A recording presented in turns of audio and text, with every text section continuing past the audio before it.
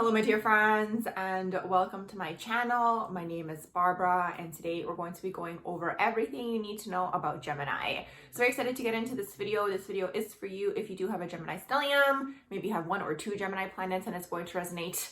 Or if you're a cross watcher, welcome as well. So let's go ahead and jump right into it with the basics. Gemini is ruled by Mercury. It is the 3rd house. It is represented by the twins in the zodiac, so 2 personalities, okay, going on there. It's also an air sign, and not only is it an air sign, it is a mutable air sign. So what does this mean?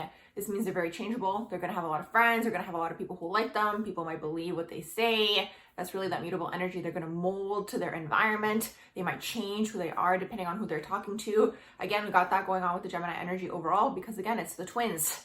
Now, it doesn't necessarily mean that this placement is going to be double-faced. I do find that that is a large misconception. I feel like this placement overall just knows a lot of things, so they're able to change and adapt to their environment because they know a lot of things. Let's say they meet someone who knows about science, they talk about science with that person. Maybe that person thinks the Gemini person is very good at science. They know things about philosophy. They meet a person who's into philosophy. They talk about only philosophy with that person. That's the thing. The Gemini energy is going to know a lot of things, but it's really that energy where it's like they dabble into all these things, but they don't really spend enough time perfecting something.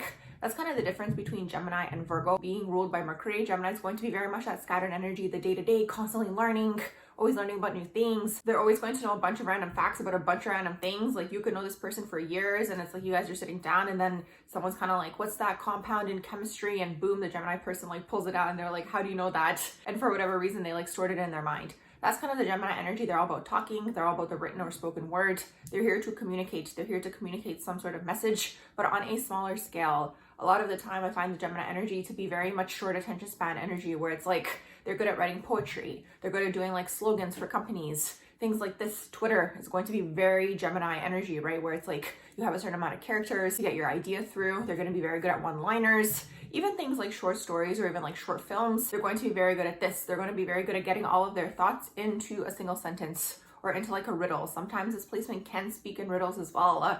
And sometimes they can speak in double speak. Now, what's interesting about the Gemini energy is they kind of have that in common with Libra, actually, both of them being air signs, where it's like they both can sometimes speak in double speak in the sense where it's like they're saying something to you, but it can have 2 meanings. Now, the thing is with the Gemini energy, what's really interesting about it is in the tarot, it is represented by the Lovers. Although I do feel like it should be also represented by the Magician in the sense where it's like, you know how you have a magician and all of a sudden they pull like a rabbit out of a hat. They did something to like throw you off, like not pay attention, and boom, the rabbit comes out of the hat. Very Gemini energy. Now the thing is, all of the signs have their light side and their shadow side. So with that being said, a huge shadow of Gemini is going to be that trickster. It's going to be that quick salesman, you know, who like is able to trick you in a second. It's very, very trickster energy. Like they're able to do this because they're very intellectual. They're able to chat you up, talk to you. They're very charming. They're going to be very witty. They're going to be very funny, the Gemini energy. And it's like through all of that, you kind of get sucked into this charm and it's like, boom, all of a sudden you're paying like $1,000 for, I don't even know, something that shouldn't be $1,000. Like that's really that Gemini energy. They're able to, again, get these things out of you. Again, if they're in the shadow, especially where it's like they're playing up the trickster energy. So that's really the thing with the Gemini energy. Again, because they do rule communication, sometimes what I find with a lot of these signs, it's kind of like whatever they are ruling, they're meant to master exactly that. So it doesn't necessarily mean that they're going to be the best at it. So for example, let's say Libra is meant to master relationships. They might struggle in relationships themselves. So same thing with Gemini. They are here to master communication. Doesn't necessarily mean they're going to be the best at communicating, especially earlier on in life, especially if they're more underdeveloped or unaware of like the shadow traits that Gemini can go into,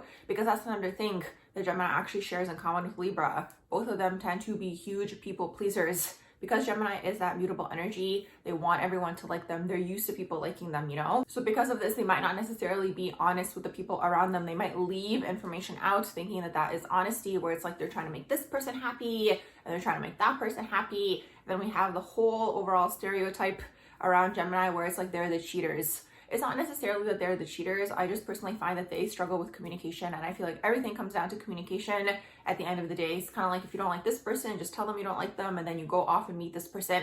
But it's kind of like they want to people please sometimes, where it's like they want to keep this person happy and they might be over it, and you know, they might not actually communicate with that person, and then they go off with this person, and you know, that's kind of how that whole messy situation might arise. But at least that's the way that I see it. Communication is the name of the game for the sign. The sign is going to rule all things communication. While we're on that topic, it's going to rule things like social media. It's the written or the spoken word. You're going to find a lot of the time people who have a lot of Gemini energy in their natal charts working in areas like this where they're talking.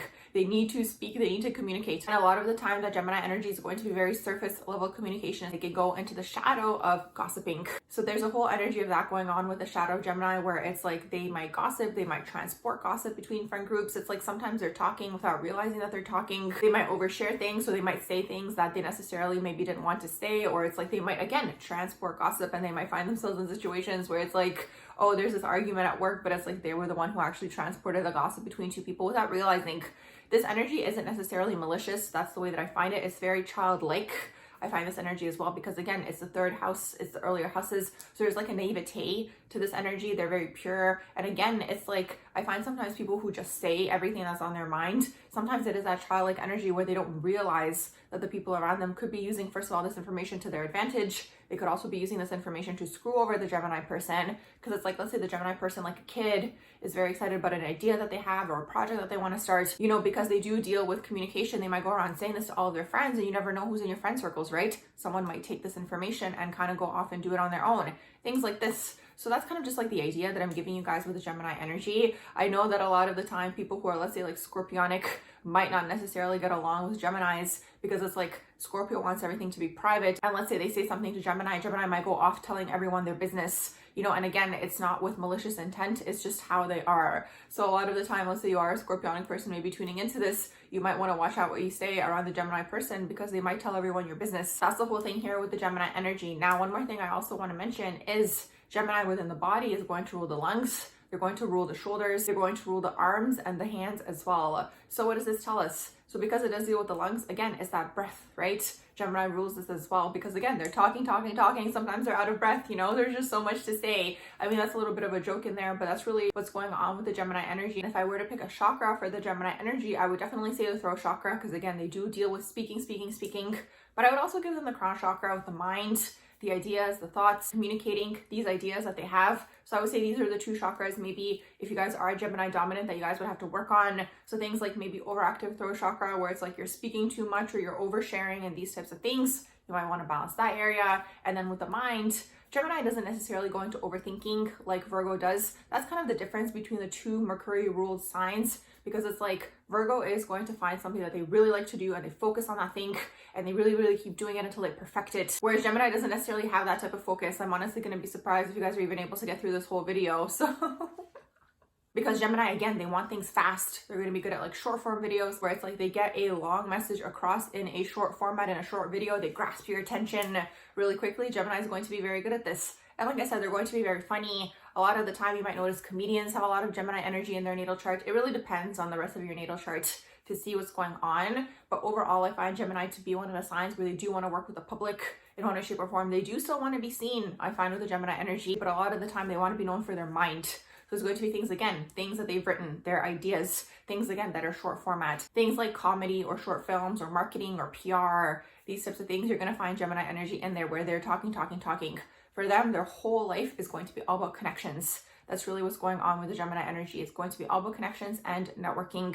This is probably how they're going to find a lot of their jobs. You know, they meet someone maybe at a networking event, they start chatting up with that person really likes them, because again, they're very likable, is that mutable energy. And boom, let's say a job opens up at that person's firm or company or whatever it is, and they call the Gemini person and they think, oh my gosh, you're going to be so good for this role. They're going to be very good at that as well, because again, it's a mutable energy. So they're probably going to be very good in interviews. They're going to be very good at, again, delivering a sort of image even to the person that is hiring them, because again, they do have all those personalities going on. And it's like, again, it's all about connecting with people and having a lot of friends. This placement is going to have a lot of friends, a lot of different types of friends. You guys might kind of be like, how do you know that person, or what do you have in common with that person? It's really all about the mind. Again, it's all about the intellectual connection, and something is interesting about that person is really what it is for the Gemini individual. Now, what tends to happen a lot of the time with the Gemini energy is when they are growing up, there's something going on within the home where it's like either there's a lot of people that are coming in and out. It depends again where you have Gemini in your natal chart. Let's say you have it in the moon, it could affect the mother. Let's say you have it maybe in the Saturn, it could affect the father.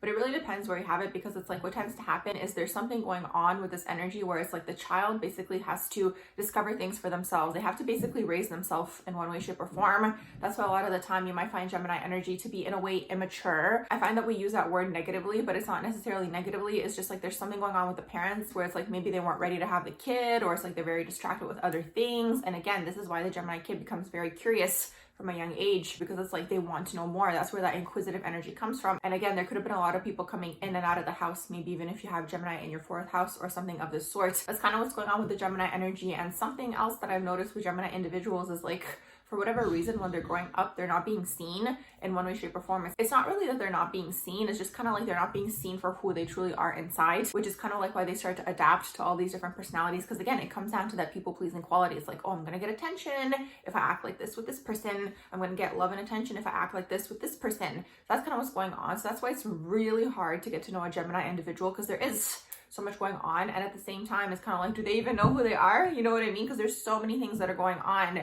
And it's interesting because again, depending on where you have this placement in your natal chart or what house it rules, it's kind of like Gemini individuals can really go into like a conflicted energy. It's interesting because people do say Libras are the most indecisive sign. I have noticed that Gemini energy can almost be just as indecisive as a Libra individual. They can have all these beliefs existing within them at the same time, and then it creates this conflict within the individual. They can be very conflicted as an individual. They can come off flaky again when they're in their shadow traits. They can come off as flaky, they can come off as inconsistent. They might say one thing and do another thing.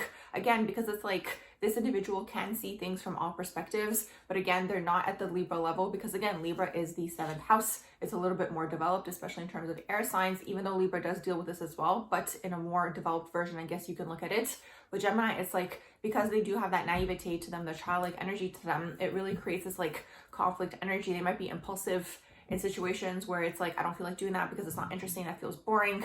Again, like a kid in a candy store almost energetically, where it's like they only go after things that interest them, and if it doesn't interest them, they basically don't want to do that thing. But unfortunately, on this earth plane, again, that's what Virgo is teaching, really, the Gemini energy, and Virgo being also co-ruled by Mercury. Virgo is teaching us you have to work at something to become very good at it. You have to focus on something, you have to sit down and study that one thing.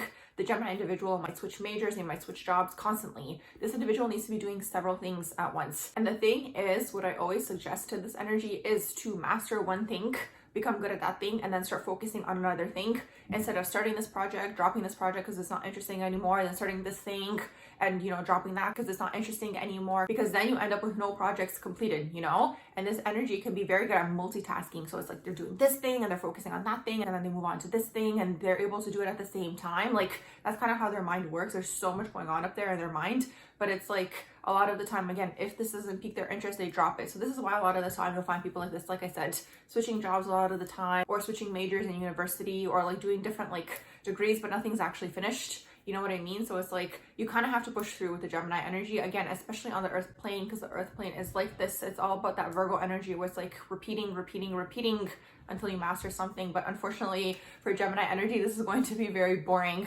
So you guys have to find a way to balance this energy within you when you have this going on. So again, maybe going to school and working at the same time, something like this, where it's like you kind of have enough of that variety. Maybe giving yourselves time constraints to actually, you know, be like, I have to finish this in 2 hours, and then I'm going to be able to go do this thing, go to the gym or whatever, go hang out with my friends or whatever it is. Because the Gemini person is very likely going to drop tasks like in a second if there's something more interesting that comes up. And like I said, it might just end up with a lot of unfinished projects, especially the earlier energy of Gemini, and you're maybe younger and all these sorts of things. So that's just something to keep in mind with the Gemini energy. Also, Gemini does rule siblings. So there's always going to be some sort of karma going on with the siblings within your natal chart. Again, it depends where you do have Gemini in your natal chart, if it's ruled by a planet or if you have it in a particular house and all these sorts of things. So there's always going to be some sort of karmic clearance with siblings. It can be things like maybe you guys are friends, or it could be things like communication with siblings that you guys have to work on, or it could be things like rivalry with siblings, when you have Gemini. So it really depends on the rest of your natal chart to see what's going on with this energy. But it also does rule siblings, and it rules short distance travel. So it rules short distance travel, and it also rules technology as well, because technology is a form of communication. So it's going to rule things like our phones, where we're able to stay connected and communicate with each other. Things like messaging, right? Those like quick messages you can send. That's all Gemini energy. Short distance travel. So things like going on trips, local trips, maybe going to the library, maybe going to the grocery store, these types of things. Because the Gemini person basically is here to connect with people and in one way, shape, or form deliver some sort of message. They are the messenger. That's the thing with the Gemini energy. And it's like, who knows? Maybe you go to the grocery store, you start chatting up with this person, you find out new information. Maybe that person helps get you connected with another individual, very Gemini-like energy, or vice versa. Maybe you help them get connected with another individual, things like this. Or maybe you inspire them, or maybe they inspire you. Like, it really depends, again, on the rest of your natal chart. But that's really what it is. It's all about local energy, local community, day-to-day types of things, in this sense where it's like you go to the library. I don't know if people still go to the library these days, or the movie theater or whatever, right? If you go into another town, like the neighboring town, and again, you meet people here, this energy is always going to want to have fun, going to be spontaneous, you're going to have all these ideas.